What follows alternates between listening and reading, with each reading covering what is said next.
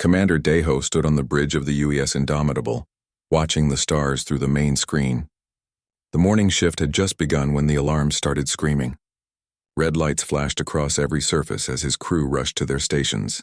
"Sir, we have contacts dropping out of hyperspace," Lieutenant Hai-Jin called from her position at the tactical station. Her voice stayed calm, but Daeho could hear the fear underneath. "Multiple contacts. Very large." Daeho moved to stand behind her, looking at the readings on her screen. The numbers made no sense. Ships the size of small cities were appearing one by one around Earth's solar system. Each one was bigger than any human vessel ever built. "How many?" he asked. 37 so far, sir. Still counting." Hai-Jin's fingers moved quickly over her controls.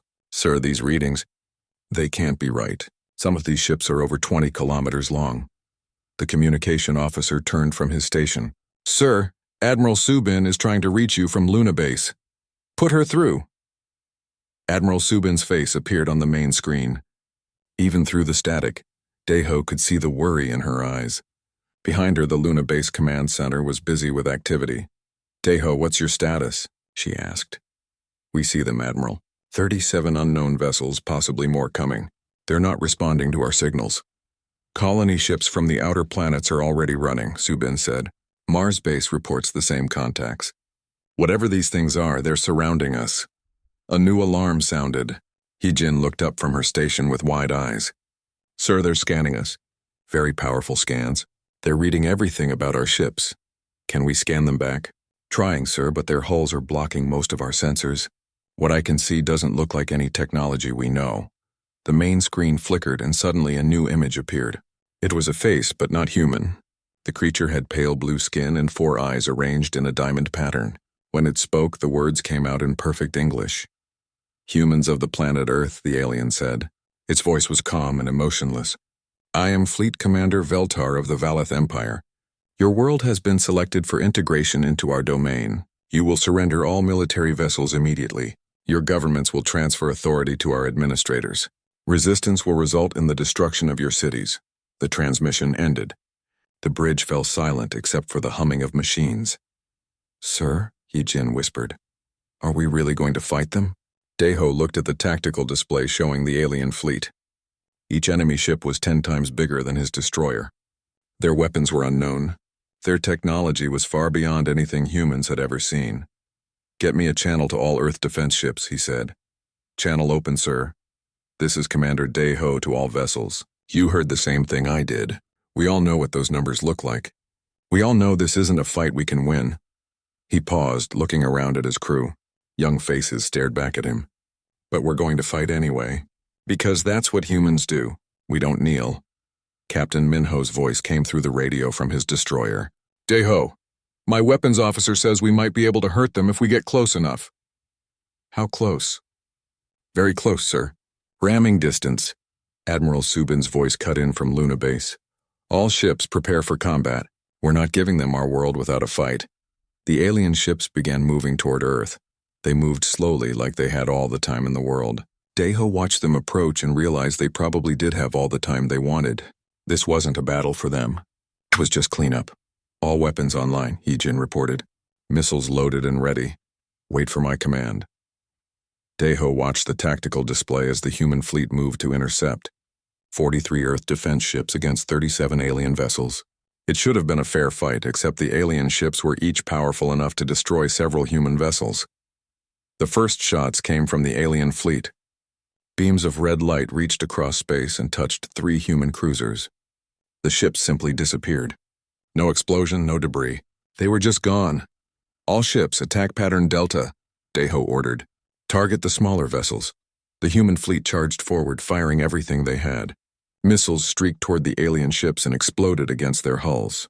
The explosions looked impressive, but when the fire cleared, the alien ships were undamaged. More red beams lanced out. 2 destroyers and a frigate vanished. Then 3 more ships. The alien weapons fired again and again, each shot removing a human vessel from existence. "Sir, our weapons aren't working," Hai-Jin said.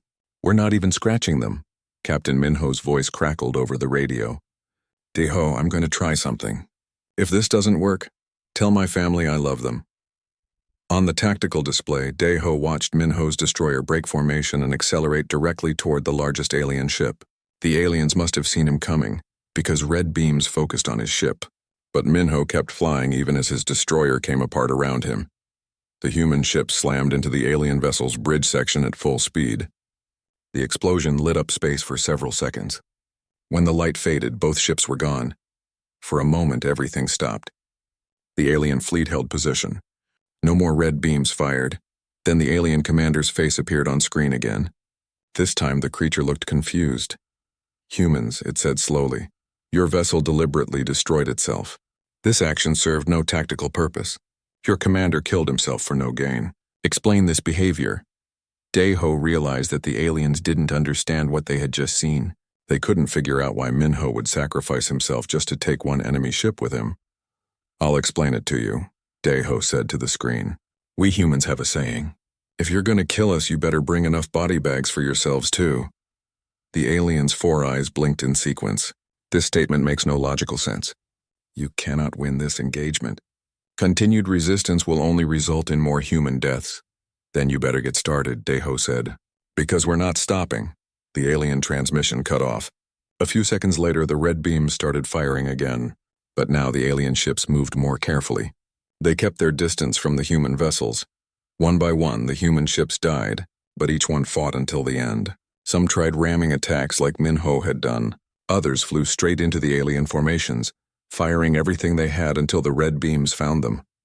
When it was over, only the Indomitable was left. Daeho looked around his damaged bridge. Half his crew was dead or wounded. Heejin was still at her station, blood running down her face from a head wound. "Sir," she said quietly, "they're hailing us." "Put them through." The alien commander appeared on screen again. This time it looked disturbed.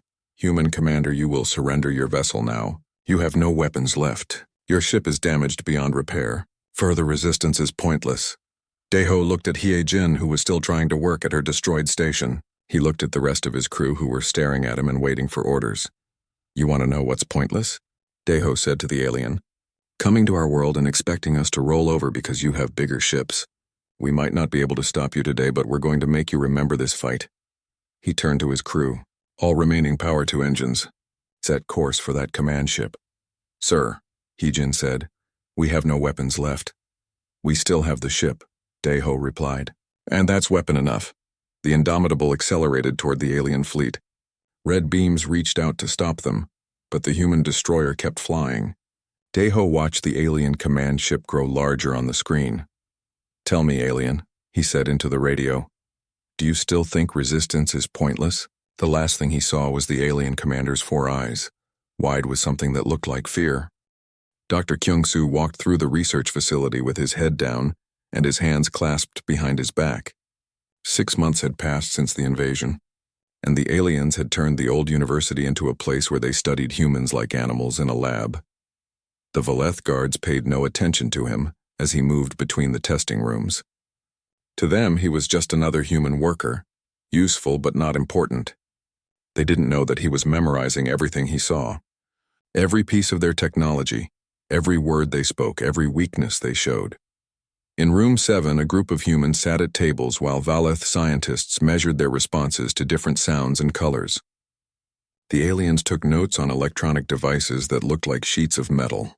Kyung-soo had learned that these devices could store more information than every computer on Earth. Combined, subject responds to high frequency, tones with distress signals. One of the Valeth researchers dictated to its device. This matches patterns observed in other conquered species. Kyung-soo pretended to clean the floor near their table. The aliens never suspected that he understood their language. He had been listening to them for months, slowly learning their words and their meanings. The lead researcher, a tall Valeth with darker blue skin, looked up from its notes. "These humans continue to show unusual stress patterns. Even after 6 months of integration, they resist our authority. Perhaps they require additional conditioning," suggested another researcher. The other species submitted within weeks. "Why do humans take so long to accept their new status?" Kyung-soo finished cleaning and moved to the next room. The aliens always talked about humans like they were a puzzle that needed solving. They couldn't understand why people kept fighting back even when fighting was hopeless. Outside the facility, the city of Seoul was a shadow of what it used to be. Valeth patrol ships floated above the streets, scanning for any signs of resistance activity. Most humans stayed inside during the day, only coming out when they needed food or supplies. But some humans never went home. Yoon-jung crouched on the roof of a destroyed building, watching a Valeth patrol through her binoculars. The aliens moved in groups of 3, always following the same routes, always stopping at the same checkpoints. They were efficient, but they were also predictable. She spoke quietly into her radio. Team 2, the patrol is approaching your position. 30 seconds. Copy that, came the reply. We're ready. Yoon-jung had been leading this resistance cell since the first week of the occupation. The Valeth had destroyed her apartment building with her family inside.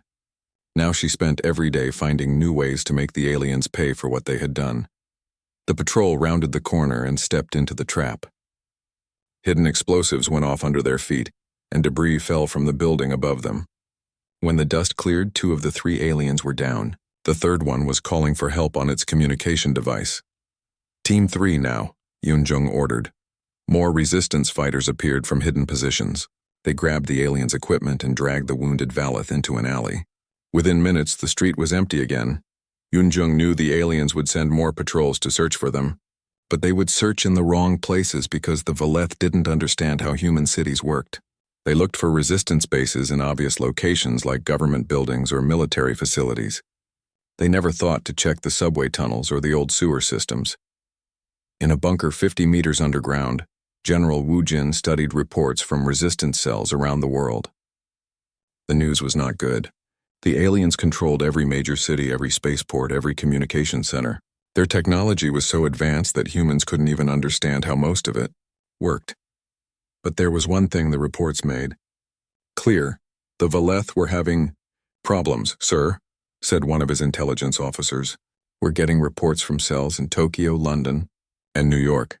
The aliens are requesting more troops from their home worlds. More troops? They conquered us in 3 days. Why do they need more troops? According to intercepted communications, they're having trouble with something they call persistent hostile activity. They expected resistance to stop after a few weeks. Woo Jin nodded slowly. He had been wondering about that himself. Most alien invasion stories ended with humans either winning quickly or surrendering completely, but reality was more complicated. The Valeth had won the war, but they were having trouble with the peace. What else do we know about their reinforcement requests? They're asking for specialists in something called pacification protocols. Apparently, they've never had to use these protocols before. That was interesting.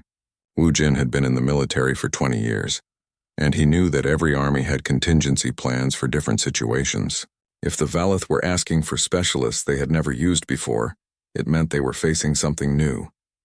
A communication officer approached his desk. Sir, we're receiving a transmission from the Seoul Resistance Cell. They captured a Valeth patrol and recovered some equipment. What kind of equipment? Unknown, sir. But Dr. Kyung-soo wants to examine it. He says it might help us understand how their technology works. Woo Jin had heard about Kyung-soo from other resistance leaders. The doctor was working inside one of the alien research facilities, gathering intelligence while pretending to be a harmless janitor. His reports had already helped several cells avoid Valeth patrols. Tell him to be careful. If the aliens discover what he's really doing, yes, sir. Should we authorize the equipment transfer? Woo Jin thought about it. Every piece of alien technology they captured was a risk. The Valeth might be tracking their devices, or the equipment might contain hidden surveillance systems. But they needed to understand their enemies better if they wanted to keep fighting. Authorize it, but tell them to take the equipment to a secure location, far from any populated areas. That evening, Kyung-soo met with Yoon-jung in an abandoned subway station. The captured Valeth communication device lay on a table between them, its metal surface reflecting the light from their flashlights. I've been studying their technology for months, Kyung-soo said, but I've never had a chance to examine one of their devices this closely. Can you figure out how it works? Maybe. Their technology is based on principles we don't understand yet, but some of the basic concepts might be similar to our own electronics. Yoon-jung watched as the doctor carefully opened the device with improvised tools. Inside there were no wires or circuits like in human electronics. Instead, there were crystalline structures that seemed to glow with their own light. Fascinating, Kyung-soo murmured. These crystals appear to store and process information simultaneously. No wonder their devices are so much more powerful than ours. Can we use this information against them? Possibly. If I can understand how their communication system works, we might be able to intercept their messages. Or even better, we might be able to send false information to their patrols. As Kyung-soo worked, Yoon-jung told him about the conversation she had overheard between two Valeth officers earlier that day. They were talking about something called adjustment protocols, she said. They seemed concerned that humans weren't responding normally to their occupation methods. What do you think that means? I think it means we're giving them more trouble than they expected.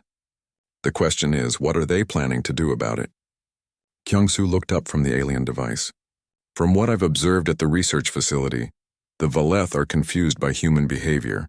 They keep trying to find logical explanations for why we continue to resist. And what have they concluded? That we're either more primitive than other species they've conquered or more advanced.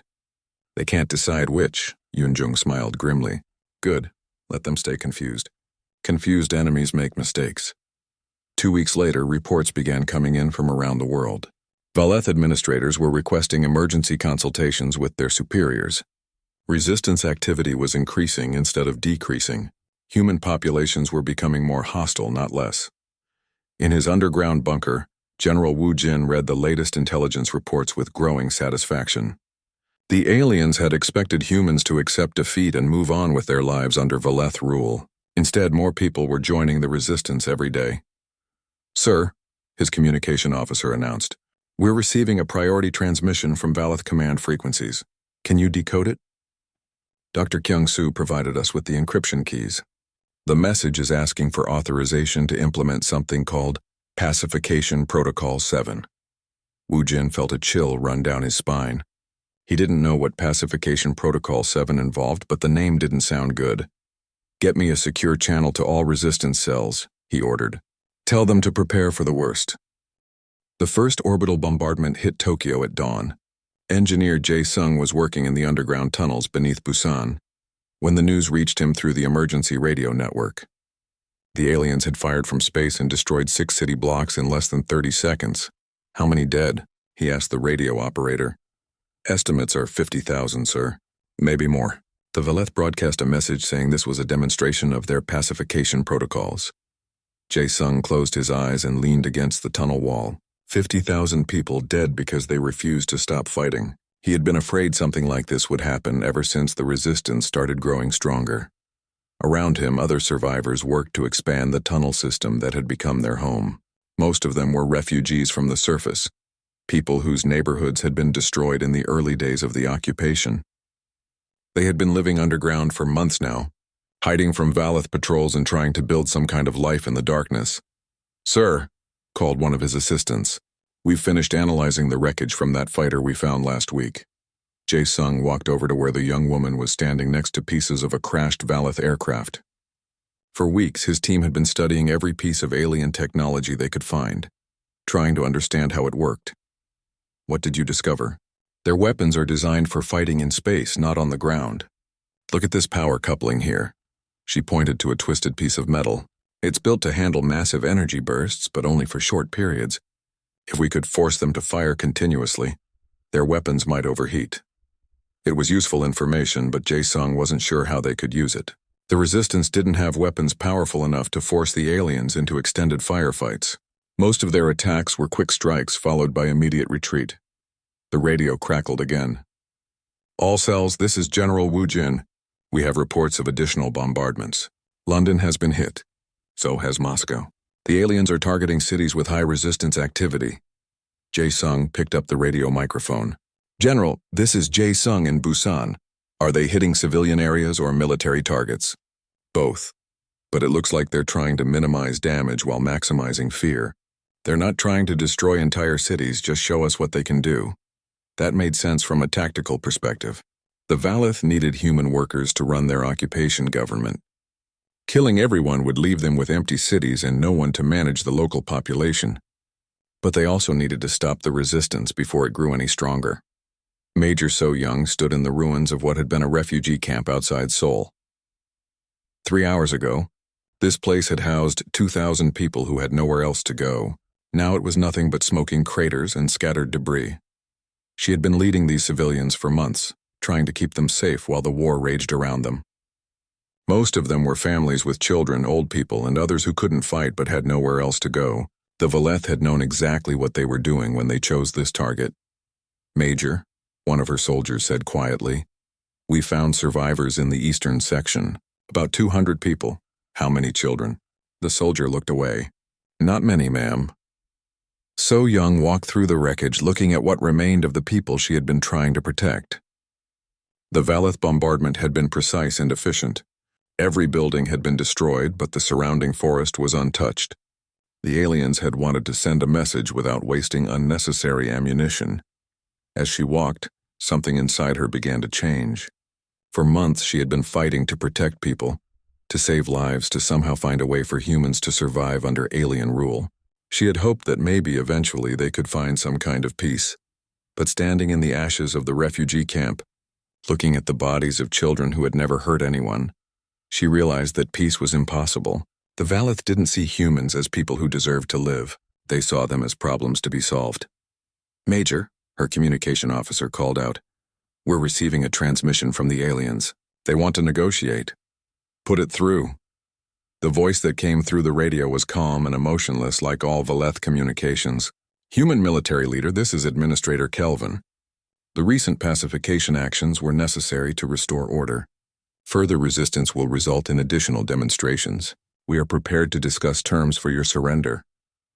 So Young looked around at the destroyed camp, at the smoke still rising from the ruins. "Terms for surrender? Your species has shown unusual persistence in maintaining hostile activities. We acknowledge that you require different management protocols than other conquered populations. We are willing to make accommodations." "What kind of accommodations?" "Humans who cooperate will be allowed to maintain some aspects of their previous culture. Resistance leaders who surrender will be relocated rather than executed. Children will be educated in facilities that respect some human traditions." It was a better offer than So Young had expected. The aliens were actually trying to compromise, something they apparently didn't usually do with conquered species. But as she looked at the dead children scattered around the camp, she realized that compromise was no longer possible. "Administrator Kelvin," she said into the radio, "I want you to listen carefully to what I'm about to tell you." "I am listening. You came to our world and told us to surrender. When we refused, you killed our soldiers. When we still refused, you destroyed our cities. And now you've murdered children who couldn't even fight back. Do you know what that makes you?" "I do not understand the question." "It makes you monsters. And do you know what humans do to monsters?" There was a pause. "Please clarify. We hunt them down. We kill them. And we don't stop until every last one of them is dead." The transmission cut off. So Young turned to her communication officer. "Get me General Wu Jin. Tell him the negotiations are over." Back in his underground bunker, Dr. Kyung-soo received word of the refugee camp attack while he was analyzing the latest intelligence from the research facility. The news hit him like a physical blow. He had been trying to maintain his cover as a harmless janitor, gathering information slowly and carefully. But everything had changed now. That evening, when the Valeth researchers left their laboratory, Kyung-soo did something he had never done before. Instead of simply observing and taking notes, he began sabotaging their equipment. It started small. He adjusted the calibration on their sensors, making their readings slightly inaccurate. He introduced small errors into their data storage systems. He contaminated some of their biological samples with common bacteria. The aliens wouldn't notice the problems immediately, but over time, their research would become unreliable. Their understanding of human psychology and biology would be based on flawed data, and hopefully, that would lead them to make mistakes. As he worked, Kyung-soo thought about the children who had died in the refugee camp. The Valeth researchers had spent months studying human emotional responses, trying to understand how humans bonded with their offspring. Now they had deliberately targeted those offspring as a way to break human resistance. They had made a fundamental error in their calculations. They thought that killing children would make humans more afraid, more willing to surrender. Instead, they had created something much more dangerous: humans with nothing left to lose. Captain Dong-hyun had been monitoring Valeth communications for weeks when he intercepted the transmission that changed everything. It was a routine logistics report, The kind of boring administrative message that the aliens sent dozens of times per day. But this one contained information that made his blood run cold. The message mentioned the location of Valeth nursery ships, vessels where the aliens kept their young during military campaigns. The ships were positioned far from Earth, in the outer solar system where they would be safe from any human counterattack. At least, that's what the Valeth thought. Dong-hyun immediately transmitted the information to General Wu Jin and the other resistance leaders. Within hours, plans were being made for the most ambitious operation the resistance had ever attempted. They want to show us the cost of resistance, Dong-hyun told the assembled cell leaders. Let's show them what that cost really looks like. The plan was simple in concept but almost impossible to execute. A small team of volunteers would capture a Valeth transport ship and use it to reach the nursery vessels. They wouldn't try to destroy the ships, that would be too difficult with limited weapons. Instead, they would capture young Valeth and force the aliens to choose between continued aggression and the safety of their children. This is a one-way mission, General Wu Jin warned the volunteers. Even if we succeed, there's no way to get you home. Dong-hyun looked around the room at the faces of his fellow volunteers. All of them had lost family members in the recent bombardments. All of them understood that this war could only end one way, with either human extinction or alien defeat. General, he said, we stopped expecting to go home the day they bombed that refugee camp. Now we're just deciding how many of them we take with us. As the volunteers prepared for their mission, reports continued to come in from around the world. The Valeth bombardments had stopped, but something else was happening. Resistance attacks were becoming more coordinated, more vicious, and more personal. Cell leader Mi Kyung worked alone in her makeshift laboratory, surrounded by samples of Valeth blood and tissue that Dr. Kyung-soo had smuggled out of the research facility. For 3 weeks she had been developing something that no human had ever created before, a biological weapon designed specifically to kill aliens. The work was dangerous. She had no proper safety equipment, and one mistake could kill her faster than any Valeth weapon. But Mi Kyung had stopped caring about her own safety months ago, when the orbital bombardment destroyed her daughter's school. The protein structure is almost complete, she whispered to herself, adjusting the temperature on her improvised incubator. Just need to increase the virulence factor. What she was creating wasn't designed to kill quickly. The Valeth had advanced medical technology that could probably cure most fast-acting diseases. Instead, Mi Kyung was building something that would work slowly, spreading through their population before they realized what was happening. The aliens would have time to suffer. They would have time to understand what humans felt like when their children died for no reason. Across the city, Commander Tae-min led his strike team through the corridors of a captured Valeth logistics ship. They had taken the vessel in a carefully planned ambush, killing the crew and stealing their identification codes. Now they were heading deeper into the ship, looking for the computer core that would give them access to the alien supply network. Target room is just ahead, whispered one of his soldiers. Remember, we're not here to destroy anything, Tae-min said quietly. We're here to send a message. The team found the ship's crew quarters and began their real work. They didn't kill the Valeth they found there. Instead, they broke their legs, damaged their hands, and injured them in ways that would require long-term medical care. Then they left them alive in the ship's medical bay, with just enough supplies to keep them breathing. The aliens would have to divert resources to care for the wounded. They would have to assign medical personnel and transport ships to evacuate the injured, and every Valeth involved in that care would see exactly what humans were capable of when they stopped trying to be civilized. Phase 1 complete, Tae-min reported over his radio. Moving to Phase 2.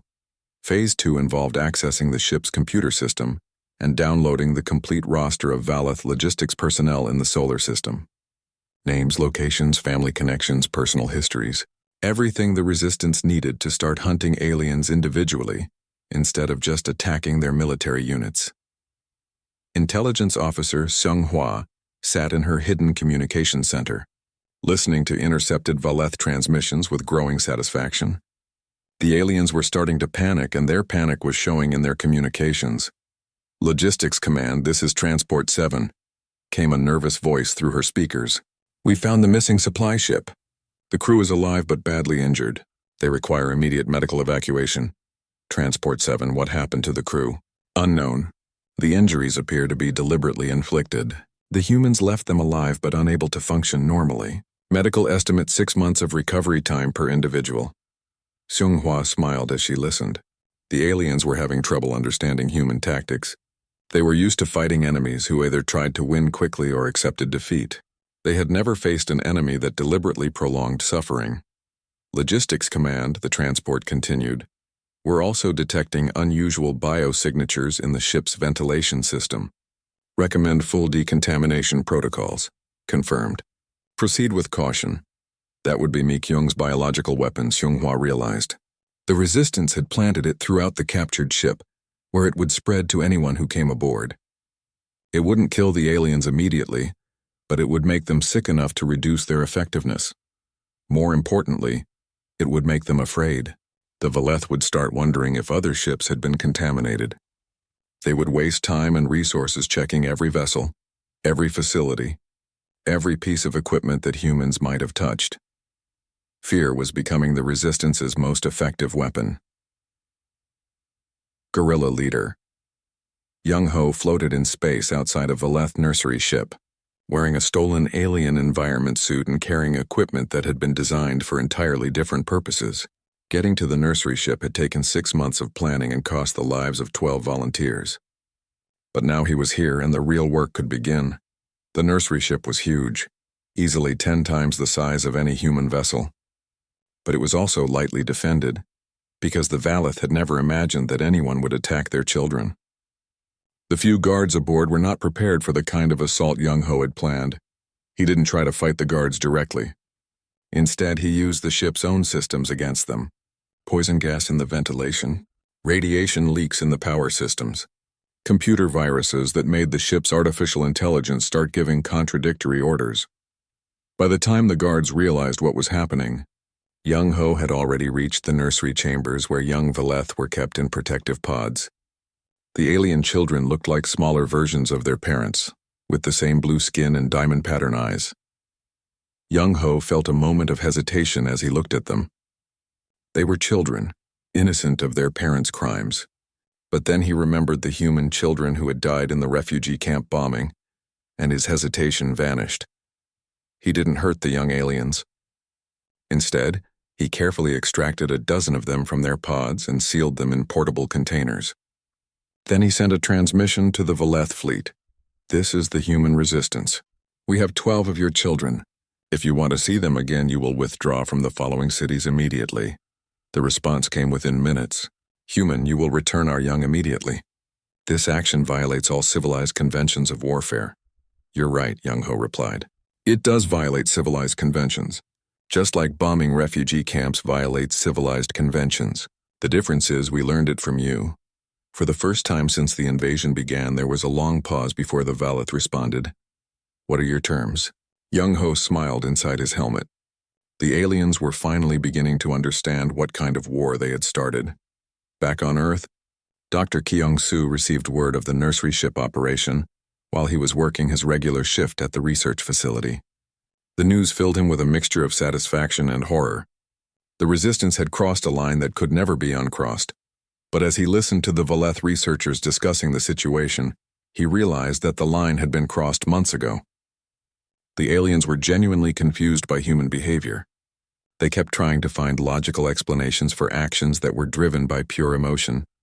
The humans appear to have developed a new strategy, one researcher was saying to another. They are targeting non-military assets with the apparent goal of causing psychological distress rather than tactical advantage. This behavior pattern is not observed in other conquered species, replied the second researcher. Perhaps humans require additional study.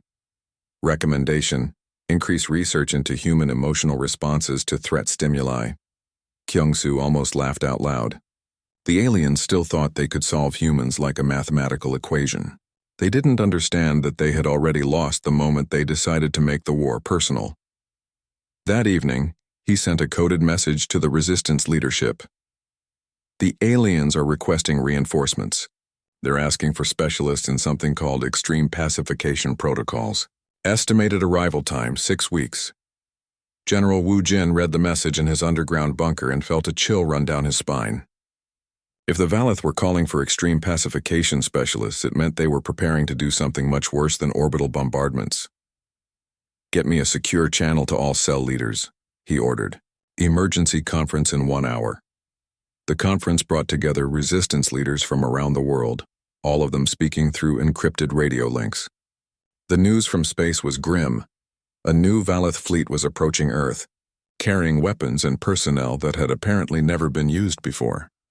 "According to our intelligence," Wu Jin told the assembled leaders, "the reinforcement fleet includes vessels designed for planetary sterilization.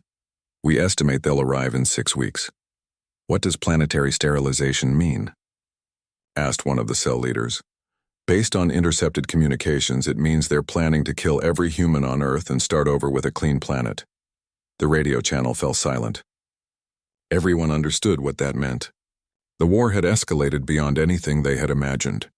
The Valeth weren't trying to conquer Earth anymore. They were trying to erase humanity completely. "So what do we do?" asked another voice. "We do what humans do best," Wu Jin replied. "We make them regret their decision. We have 6 weeks to show them that killing humanity will cost more than they're willing to pay." As the conference ended, and the cell leaders began planning their final operations, reports continued to come in from around the galaxy. The Valeth Empire was experiencing something it had never faced before: coordinated rebellions on multiple worlds. Species that had been conquered for centuries were rising up, inspired by humanity's example. The aliens who had ruled the galaxy for thousands of years were suddenly fighting wars on dozens of fronts simultaneously. Chief Engineer Boram stood on the observation deck of what had once been the Luna Base Command Center. Through the reinforced windows, she could see the Valeth reinforcement fleet approaching Earth like a swarm of metal locusts. 43 ships, each one larger than anything in the previous invasion force. But this time, humanity was ready. For 6 weeks, Boram had worked without sleep, turning the ruins of Earth's civilization into the deadliest fortress in human history. Captured Valeth technology-powered weapons that no alien engineer had ever imagined. Human ingenuity had taken their advanced science and twisted it into something new and terrible. "Weapons platforms online," reported her assistant through the communication system. "All defense grids are responding normally." Boram nodded and activated her radio link to General Wu Jin's command bunker. "General, this is Luna Base. We're as ready as we'll ever be." "Copy that, Boram. Remember, we're not trying to win a fair fight. We're trying to show them that even victory will cost more than they can afford." The Valeth fleet had expected to find a broken world populated by desperate survivors. Instead, they found orbital platforms armed with their own weapons technology, asteroid mining stations converted into missile bases, and a network of defensive systems that covered the entire solar system. Fighter pilot Hei Wan sat in the cockpit of her modified interceptor, waiting for the order to launch. Her ship was a hybrid of human engineering and alien technology, armed with weapons that could punch through Valeth armor and powered by an engine that could outrun anything in their fleet.